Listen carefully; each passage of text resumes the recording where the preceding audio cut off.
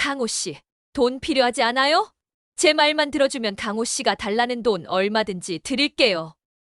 1억이 됐든 10억이 됐든 얼마든지요. 좀 더 편안하게 살고 싶지 않아요? 고성이는 목적 달성을 위해 강호에게도 손을 뻗치게 됩니다. 돈 앞에 흔들리는 강호.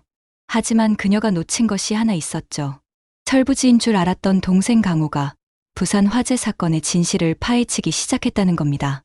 강호가 모든 증거를 모아 누나 은호를 지켜낼 수 있을지, 아니면 다시 유혹에 빠지고 말지. 구독과 좋아요를 눌러주세요. 지금 시작합니다. 고성이의 서재에는 긴장감이 감돌았습니다. 책상 위에는 은호의 사진과 아들 우진의 의료, 기록이 나란히 놓여 있었어요. 성희는 그 둘을 번갈아 보며 초조하게 손톱을 물어뜯었습니다. DNA 등록. 언제 할 줄 알고 기다려. 우진이 시간이 없는데. 혼잣말이 새어나왔어요. 은호에게 등록을 유도하긴 했지만 그 아이는 즉시 움직이지 않았고, 그것을 마냥 기다릴 수는 없는 노릇이었습니다. 부산시장 화재 사건, 잃어버린 딸 이야기로 동정심까지 유발했지만 충분하지 않았죠. 성희는 의자에 몸을 기댄 채 눈을 감았습니다.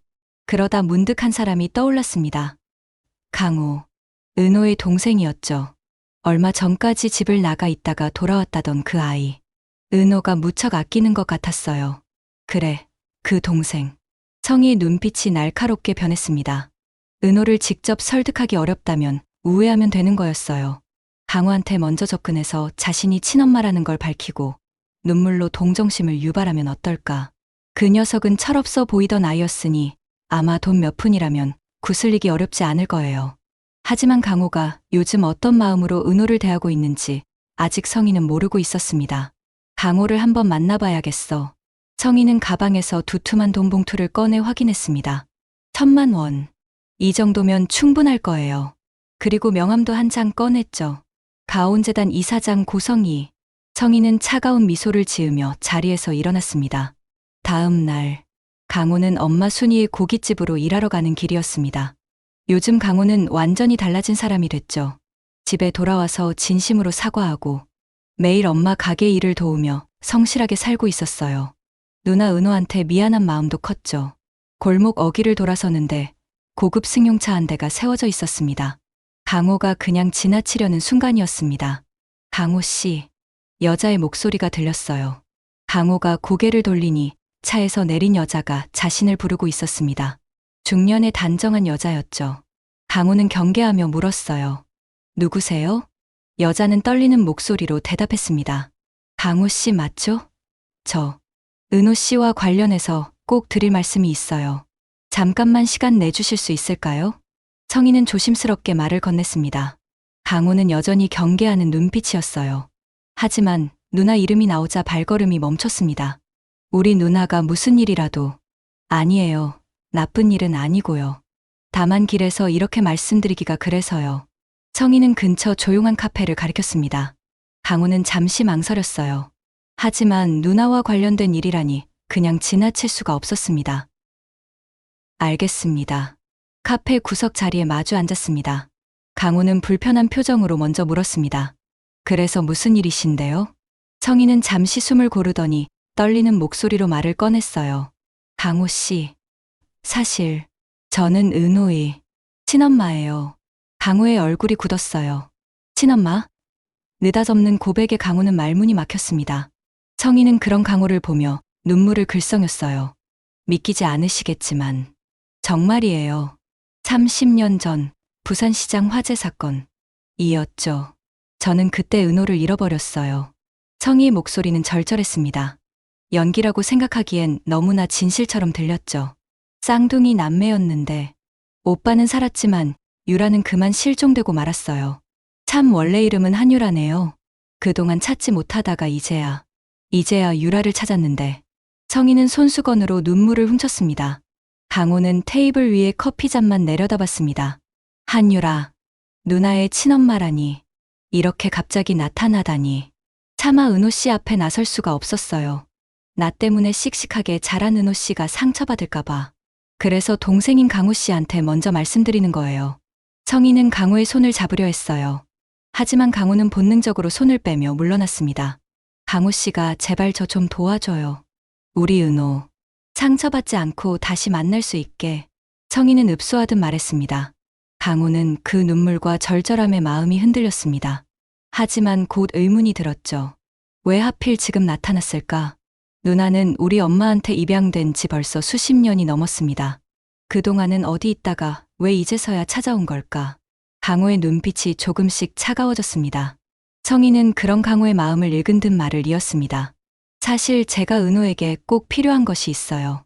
그것을 받을 수 있도록 옆에서 강호 씨가 도와줘요. 이게 다 은호를 위한 일이에요. 강호 씨 가족 모두에게 금전적으로 도움되는 일이기도 하고요. 청이는 가방에서 두툼한 돈 봉투를 꺼내 테이블 위에 놓았습니다. 강호의 눈이 커졌어요. 때가 되면 차차 말씀드릴 테니 지금은 우리끼리 비밀로. 우선 이건 감사의 표시예요. 청이가 돈 봉투와 함께 명함도 건넸습니다. 강호는 잠시 망설이다 돈 봉투를 들어봤어요. 무거웠습니다. 1,000만 원은 좋게 되는 것 같았죠. 강호는 명함을 내려다봤습니다. 가온재단 이사장이 우리 누나한테 필요한 게 있다고. 그럼 그렇지. 뭔가 꿍꿍이가 있지 않고서야 너 같은 부잣집 사모님이 우리를 찾을 리가 없지. 게다가 우리 누나는 청주보육원에 버려졌다고 했어. 하지만 그걸로는 뭔가 석연치 않았습니다. 강호는 돈 봉투를 다시 테이블 위에 밀어내며 단호하게 말했어요. 당신이 우리 누나 친엄마든 뭐든 간에 이런 돈 필요 없습니다. 당신 도움도 필요 없고요. 청이의 얼굴이 굳었어요. 강호는 자리에서 일어서며 더 냉정한 목소리로 말을 이었습니다. 그리고 우리 누나는 당신 때문에 고생 많았어요. 이제 와서 마음 잡은 우리 누나 건드리지 말고 다시는 우리 가족 근처에도 얼씬대지 마십시오. 강호는 더 이상 듣지 않고 카페를 나갔습니다. 청이는 혼자 남아 테이블 위에 돈 봉투를 내려다봤어요. 예상과 완전히 다른 반응이었습니다. 돈이면 다 되는 어리버리한 애인 줄 알았더니 호락호락하지 않네. 청이의 얼굴에 차가운 표정이 스쳤습니다. 강호는 골목을 빠져나와 한참을 걸었어요. 머릿속이 복잡했습니다. 방금 만난 여자가 정말 누나의 친엄마일까? 아니, 그보다 더 중요한 건 뭔가 이상하다는 직감이었어요. 왜 하필 지금? 왜 돈을 줘가면서 은호에게 꼭 필요한 것이 있다는 게 뭐지? 강호는 발걸음을 멈추고 깊은 한숨을 내쉬었습니다. 예전 같았으면 누나에 관한 건 그냥 무시하고 넘어갔겠지만 지금은 달랐습니다. 집을 나갔다 돌아온 뒤로 강호는 많이 변했습니다. 그래, 정말로 저 여자가 좋은 엄마였을 수도 있겠지. 강호는 결심했습니다. 그 여자가 누구든 뭘 원하든 좀 더 확실히 알아봐야 했어요. 그날 저녁, 강호는 간식을 사들고 누나가 일하는 사무실로 찾아갔습니다. 은호는 책상에 앉아 도면을 그리고 있었죠. 강호를 보자 환하게 웃었어요. 오, 강호. 네가 여기 웬일이냐?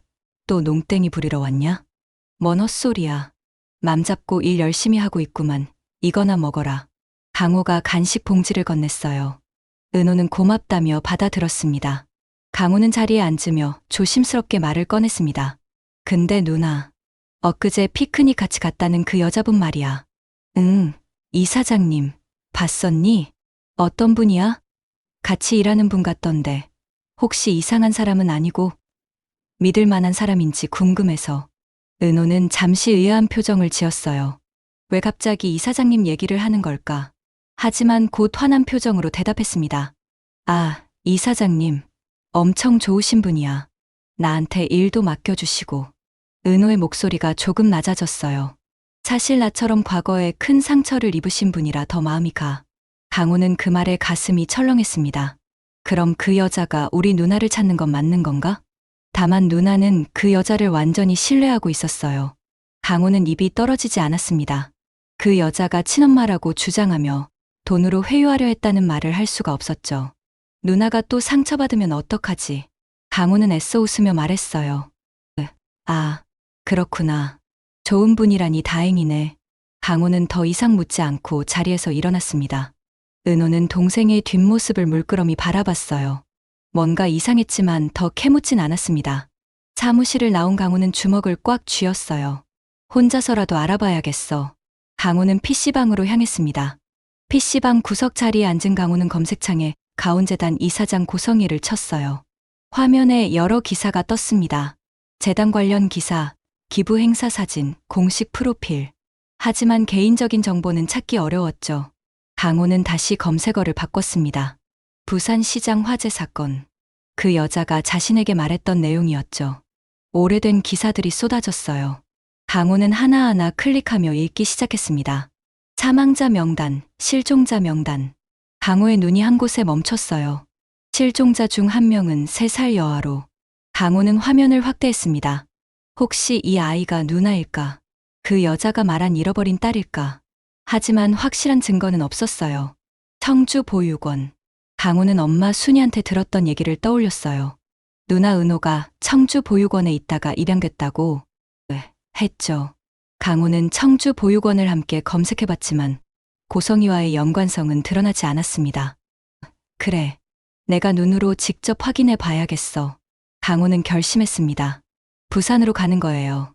며칠 뒤 강호는 엄마에게 바람 좀 쐬고 오겠다고 둘러대고 부산행 기차에 몸을 실었습니다. 창밖 풍경은 빠르게 지나갔습니다. 강호는 핸드폰에 저장해둔 화재 현장 주소를 다시 확인했습니다. 부산에 도착한 강호는 옛 시장터를 찾아갔어요. 하지만 실망스러웠습니다. 너무 오래된 일이라 그곳은 완전히 변해 있었죠. 새 건물들이 들어서 있었어요. 옛 모습은 찾아볼 수 없었습니다. 강호는 허탈하게 주변을 둘러보며 걸었습니다. 혹시 아는 사람이라도 있을까? 그렇게 한참을 헤매다 근처 작은 구멍가게를 발견하고는 목이 말라 그 가게로 들어갔어요. 어서 오이소. 카운터 뒤에서 할머니가 반겼습니다. 강호는 음료를 집어들다가 계산을 하려 카운터를 무심히 지나치려던 그때였습니다. 문득 벽에 걸린 액자를 발견했어요. 젊은 여자의 얼굴 사진이었습니다. 강호의 눈이 커졌어요. 엊그제 PC방에서 봤던 화재 사건 기사. 그 사망자 명단 얼굴 중 하나 아닌가요? PC방에서 누나 얼굴이 있진 않을까 유심히 보았었기 때문에 또렷이 기억에 남아있는 얼굴. 강호는 심장이 두근거렸습니다. 저기, 할머니, 혹시 부산시장 화재 사건에 대해 아세요? 할머니의 표정이 굳어졌어요. 강호는 조심스럽게 말을 이었습니다. 제가 그때 일에 대해 좀 알아보려고 하는데요. 할머니는 경계하는 눈빛으로 강호를 바라봤습니다. 강호는 고개를 숙이며 말했어요. 저희 누나가 혹시 그 사건과 관련이 있을 것 같아서요. 부탁드립니다. 강호의 간절한 모습에 할머니는 조금씩 마음을 열었습니다. 깊은 한숨을 내쉬고는 이야기를 시작했습니다. 그때 정말 끔찍했다 아이가. 저 아도 그때 죽었다 안카나. 너무 끔찍해가 고만에는 다시는 생각도 하기 싫다. 할머니는 액자 속 사진을 바라봤습니다. 강호는 가슴이 아팠어요. 할머니는 말씀을 이어갔습니다. 그때 우리 아랑 같이 있던 3살짜리 수연이도 없어져 갔고 걔 엄마가 거의 몇 년 실성하다시피 찾아다녔다. 강호는 귀가 번쩍 뜨였습니다. 수연이라고요? 혹시 이 아이인가요? 강호는 집에서 챙겨온 은호의 가장 어릴 적 사진을 보여줬습니다. 하지만 할머니는 사진을 들여다보다가 고개를 갸웃거렸습니다. 글쎄, 얼라들 얼굴이 다 고만고만 않카나. 잘 모르겠는데. 할머니가 잠시 생각하더니 말했어요. 아 맞다 총각. 그 아는 눈 밑에 큰 점이 있었다. 내 고마 딴 건 몰라도 그거 하나는 확실히 기억한다. 그 점 보면서 맨날 저 가시나 크면 남자 꽤나 올리겠구나 하고 지그 엄마랑 농담 삼아 이야기했다 아이가. 근데 그리 허무하게 가버릴 줄 알았겠나. 강호는 그 말에 온몸이 얼어붙었습니다. 눈 밑에 점. 강호는 누나 은호의 얼굴을 떠올렸어요. 은호에게는 눈 밑점이 없었습니다. 강호는 충격에 휩싸였어요. 부산 화재로 실종된 여자는 한 명인데 그럼 그 여자가 말한 잃어버린 딸은 누나가 아니잖아? 청이는 거짓말을 한 거였어요. 명백한 거짓말이었습니다. 강호는 할머니에게 고맙다고 인사하고 가게를 나왔습니다. 다리에 힘이 풀렸어요. 하지만 아직 끝이 아니었습니다. 청주 보육원까지 가봐야 했어요. 강호는 바로 청주로 향했습니다. 청주 보육원은 지금도 그 자리에 있었어요. 강호는 보육원 사무실로 들어갔습니다. 안녕하세요. 옛날 자료를 좀 찾아보고 싶은데요.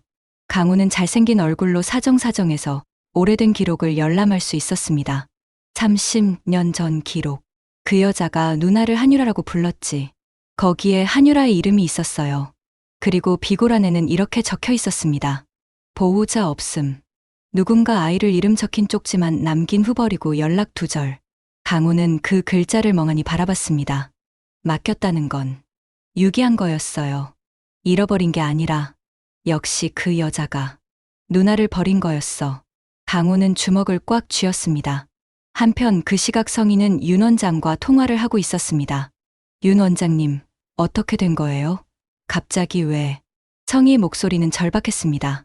우진이 상태가 그렇게 나빠졌다고요? 지금 당장 조치를 안 하면 안 돼요. 그럴 순 없어요. 성희는 거의 울먹이고 있었어요. 다른 기증자는요? 아직도 소식이 없어요? 그럼 은호 씨 동의라도 빨리 받아야죠. 알았어요. 내가 어떻게든 할게요. 무슨 수를 써서라도 은호 씨 동의 받아낼 테니 준비해 주세요, 당장. 성희의 목소리가 떨리고 있었어요. 통화가 끊어진 후 차 안에서 흐느끼는 소리가 들렸습니다. 그때 성희는 강호에게서 전화를 받습니다. 안녕하세요, 이사장님. 강호입니다. 강호 씨? 성희의 목소리는 놀라움과 경계심이 섞여 있었어요. 지난번에 거절했는데 제가 좀 성급했던 것 같아요. 마음이 바뀌었어요. 강호는 태연하게 말했습니다. 누나한테 좋은 일이라니. 제가 도울게요. 서로 좋은 게 좋은 거니까요. 전화기 너머로 성희가 숨을 들이키는 소리가 들렸어요. 정말이에요? 강호 씨가 정말 도와주시겠다는 거예요? 성희의 목소리에 간절함이 묻어났습니다. 지푸라기라도 잡는 심정이었죠. 네. 자세한 얘기는 만나서 하시죠. 이따 만나요. 고마워요, 강호 씨. 정말 고마워요. 강호는 통화를 끊었어요. 그리고 강호는 조용히 핸드폰의 녹음 앱을 점검했습니다. 강호와 성희는 외진 카페룸에서 마주 앉았습니다. 성희는 기대감에 부푼 표정이었어요. 강호가 협조하겠다니 믿어지지 않았지만 지푸라기라도 잡는 심정이었죠. 강호는 테이블에 핸드폰을 뒤집어 놓았습니다. 그리고 웃으며 말했어요. 역시 돈에는 장사 없더라고요. 저 돈 잘 챙겨주실 수 있죠? 성희는 고개를 끄덕였습니다. 물론이죠. 얼마든지. 무조건 협조할 테니 일단 이사장님이 우리 누나한테 진짜 필요한 게 뭔지 속 시원히 말해주세요. 강호는 여유롭게 말했습니다. 성희는 잠시 망설였습니다. 하지만 아들 우진을 살려야 한다는 절박함이 그녀의 경계심을 무너뜨렸죠. 게다가 만만하게 생각했던 강호를 완전히 자기 편으로 만들었다고 착각하고 있었어요. 사실 성희는 목소리를 낮췄습니다. 은호 씨의 장기가 꼭 필요한 위급한 상황이에요. 강호는 눈썹을 치켜 올렸어요. 뭐요? 우진이. 그러니까 은호 쌍둥이 남매의 간 이식 때문에 은호 씨의 간이 필요해요. 그것만 강호 씨가 가족으로서 잘 구슬러 주면 강호 씨가 달라는 돈 얼마든지 드릴게요. 1억이 됐든 10억이 됐든지요. 성희가 결국 실토했습니다. 강호는 싸늘하게 웃었어요. 강호 씨 왜 그러세요? 역시나 했는데. 그런 꿍꿍이가 있었군. 역시 당신은 악당이 맞았어. 성희의 표정이 굳어졌습니다. 강호는 테이블 위에 뒤집어 두었던 핸드폰을 다시 바로 놓았어요. 화면에는 음성 녹음 앱이 실행 중이었습니다. 너 지금 무슨 짓을? 성희가 경악하며 소리쳤어요. 강호는 차갑게 말했습니다. 부산에서 실종된 여자아이는 우리 누나가 아니더군요. 수연이라는 아이였죠. 눈 밑에 점이 있는. 성희의 얼굴이 하얗게 질렸습니다. 인두껍을 쓰고 잘도 뻔뻔한 거짓말을 하셨어요. 게다가 청주 보육원 기록도 확인했어요. 당신이 우리 누나를 버리고 연락 두절했더군요. 잃어버린 게 아니라 버린 거잖아요. 아니에요, 강호 씨. 오해가 있나 본데. 정말 잃어버렸어요. 하지만 강호는 더 냉정한 목소리로 말을 이었습니다. 당신 뻔뻔한 거짓말 안 통해요. 개수작 부리지 마요. 바로 경찰서 가서 아동 유기랑 이래저래 신고해버리기 전에 강호는 잠시 좀 더 멋지게 죄목을 나열할 수 있도록 준비 좀 할 걸 이라며 생각했습니다. 당신 수작 지금 당장이라도 온 세상에 까발리고 싶지만 아프다는 당신 아들 봐서 참습니다. 우리 가족 건드리지 말고 잊지 마세요. 그럼 아무도 피해 안 봐요. 내가 당신에게 원하는 건 하나예요. 이 시간 이후로 우리 가족 근처에 얼씬 대지 마세요. 아시겠어요? 강호는 자리에서 일어났어요. 성희는 그 자리에 얼어붙어 있었습니다. 만약 머리카락 한 올이라도 내 눈에 띄면 당신의 모든 행적과 추악한 민난, 정말로 온 세상에 드러나게 될 겁니다. 강호는 부들거리는 성희를 남겨두고 카페를 나왔습니다. 성희는 그 자리에 주저앉았어요. 모든 게 무너졌습니다. 그 조용하지만 강호에게는 컸던 사건을 뒤로하고 한 달이 흘렀습니다. 성희의 서재는 어두웠어요. 커튼이 쳐진 채로 방 안은 침침했습니다. 그녀는 초췌하고 불안한 모습이었죠. 강호의 경고 이후 성희는 지옥 같은 나날을 보냈습니다. 은호나 강호에게 아무런 연락도 하지 못한 것은 물론이고 혹시나 진실이 들킬까 박진석 회장의 눈치만 살피며 불안에 떨었습니다. 그때였습니다. 핸드폰이 울렸습니다. 메시지 알림이었습니다. 성희는 떨리는 손으로 핸드폰을 집어들었어요. 발신자는 뜻밖에도 지은호였습니다. 성희는 심장이 멎는 것 같았어요. 메시지를 열었습니다. 당신 죄는 법이 묻게 될 거예요. 우린 당신을 벌할 자격도 마음도 없어요. 어렸던 저를 버린 죄 그리고 우리 가족을 농락한 죄는 법정에서 달게 받으시길 바랍니다. 그래, 결국 은호도 알게 되었구나. 성희는 눈물이 흘러내렸어요. 자업자득인가? 하지만 메시지는 거기서 끝이 아니었습니다. 하지만 우진이는 제가 적절한 치료를 받을 수 있도록 힘써 볼게요. 마지막 문장을 보고 성희는 핸드폰을 떨어뜨리고 말았습니다. 그리고 그 자리에 주저앉아 오열했어요. 아들에 대한 안도, 자신에 대한 절망, 은호에 대한 알 수 없는 감정, 모든 것이 뒤섞였습니다. 참 고마운 아이. 고맙다 은호야. 고마워. 그렇게 성희는 그 자리에서 한참을 울었습니다. 강호는 엄마 가게에서 일을 하고 있었습니다. 예전보다 훨씬 성실한 모습이었죠. 순이는 그런 아들을 대견하게 바라봤습니다. 강호야, 밥 먹고 해. 네, 엄마. 강호는 환하게 웃었어요. 그때 은호가 가게로 들어왔습니다. 엄마, 옥강호 일 잘하고 있네? 바쁜데 뭐하러 왔어? 한가하면 놀지 말고 와서 좀 돕던지. 세 사람은 함께 식탁에 둘러앉았습니다. 평범하지만 따뜻한 시간이었어요. 강호는 누나와 엄마를 바라보며 생각했습니다. 이게 가족이구나. 강호는 그걸 새삼 깨달았어요. 누나, 앞으로 내가 더 잘할게. 응. 그냥 고마워. 은호는 동생의 말에 빙그레 웃었습니다. 순이도 두 아이를 보며 흐뭇하게 웃었어요. 창밖으로 햇살이 비춰들었습니다. 결국 강호의 기지로 고성이의 추악한 거짓말은 모두 드러났고 은호는 복수 대신 용서라는 무거운 선택을 했습니다. 여러분이 은호였다면 자신을 버린 친모를 용서할 수 있었을까요? 그녀의 죄, 법의 심판만으로 충분할까요? 이 가족이 진정한 행복을 어떻게 찾게 될지 구독과 좋아요를 눌러주세요. 결국 피가 아닌 마음으로 이어진 사람들이 진짜 가족이었습니다.